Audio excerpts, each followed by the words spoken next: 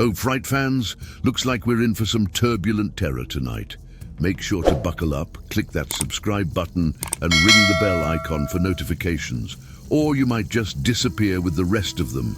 Get ready for the chilling tale of vanishing altitude. In the dead of night, where the whispering darkness was as thick as the ocean's depths, Flight 313 cleaved through the air, a gleaming silver arrow aimed at London's heart. Its passengers, weary souls seeking the comfort of distant beds or the thrill of foreign lands, settled into the humdrum ritual of air travel, their lives momentarily intertwined at 35,000 feet above the ground. Among them, in seat 14A, sat Tom Booker, a middle-aged writer with a face that told of a life lived with more tragedy than triumph. His novels, brimming with the supernatural and the macabre, had once been on the lips of every literary critic. But time, as it often does, had moved on without him. Tom was on his way to a last-ditch pitch meeting with a British publisher, his heart filled with the kind of hope that had been buried under years of rejection letters and unpaid bills. As the plane hit turbulence, something within Tom stirred, a premonition. He had long since lost his belief in omens, considering them the trite fodder of his own fiction, yet there was an unmistakable sense of dread blooming in his chest. He was not alone in his unease. A few rows behind him sat Jeremy Watts, an ex-police officer turned private security consultant. His eyes, the same grey as the storm clouds they were ascending through, missed nothing. He had been trained to sense trouble, and the prickling at the back of his neck told him trouble was fast approaching. The turbulence worsened, a roller coaster plummet that sent stomachs lurching. Overhead bins popped open, spilling their guts. A baby's cry pierced the din, a siren of human fear. Then, as suddenly as it had begun, the shaking stopped. Tom's eyes snapped open, and he was met with a sight that defied explanation. Half the passengers were simply gone. Panic erupted. The remaining passengers, a motley crew of confused souls, looked to one another for answers. The pilot, a man named Donovan with more years in the sky than on the ground, spoke over the intercom with a voice that betrayed no emotion, assuring them that they would be making an emergency landing.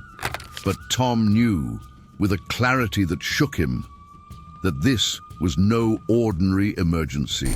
This was the realm of nightmares, the kind of thing that he'd tap out on his keyboard, a fiction made flesh. In the ensuing hours, Tom and Jeremy became unlikely allies.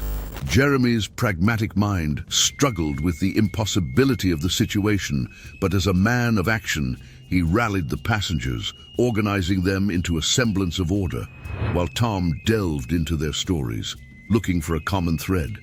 Their investigation uncovered strange coincidences. The vanished passengers all sat in even-numbered seats.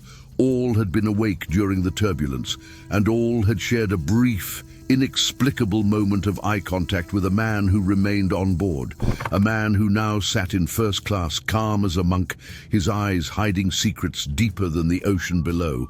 This man, Roland, was an enigma wrapped in a riddle. He spoke in riddles and cryptic clues, suggesting that reality was not as fixed as they believed. As Tom and Jeremy pressed him, Roland's tale spun threads of quantum theories and alternate dimensions, stories that Tom would have written off as the ramblings of a madman had he not seen the impossible with his own eyes. Time was the enemy now, with the fuel gauge dipping lower and London still hours away. They needed to act. Roland offered a solution as insane as the situation: to recreate the moment of disappearance, to embrace the anomaly that had claimed half their number. It was madness, but madness was the currency of the day. Donovan was reluctant, but the desperation in the eyes of his passengers, Tom's persuasive words, and Jeremy's steady hand pushed him to acquiesce. As they replicated the altitude and conditions, the cabin once again descended into chaos.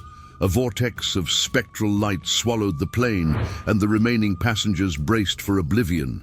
But oblivion did not come. Instead, there was silence, a peaceful silence, as the light receded.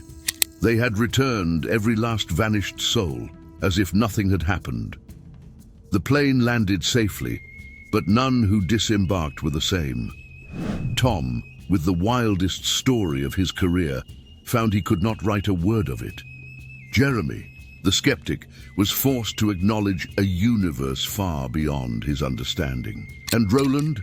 He disappeared the moment the plane touched down, a ghost in the daylight. The mystery remained, festering in the minds of the passengers who had seen the other side of reality. But Tom knew some stories were better left untold, some truths too terrifying to share. After all, who would believe them?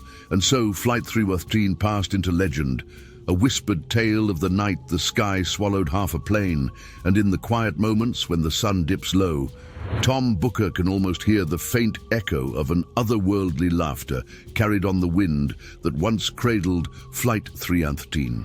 As our flight of fright lands in the high skies of horror, not all is as it seems. Leave a comment below with your theory.